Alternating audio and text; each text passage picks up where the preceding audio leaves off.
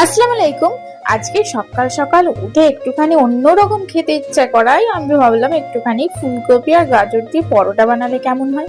তো new creation করতে চেয়েছিলাম আর কিচ্ছুই না।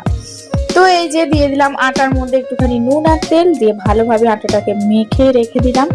আর তারপর ওই গাজর আর ফুলকপিটাকে সিদ্ধ করে নিয়েছি আর একটুখানি মশলা দিয়ে দিয়েছি, যেমন একটুখানি জিরের গুঁড়ো, একটুখানি লঙ্কা গুঁড়ো, একটুখানি আদা গ্রেট করে দিয়েছি আর কাঁচা লঙ্কা কুচি আর ধনে পাতা কুচি আর একটুখানি সামান্য পেঁয়াজ কুচি দিয়ে তারপরে ভালোভাবে মেখে একটা পুর বানিয়ে নিয়েছি।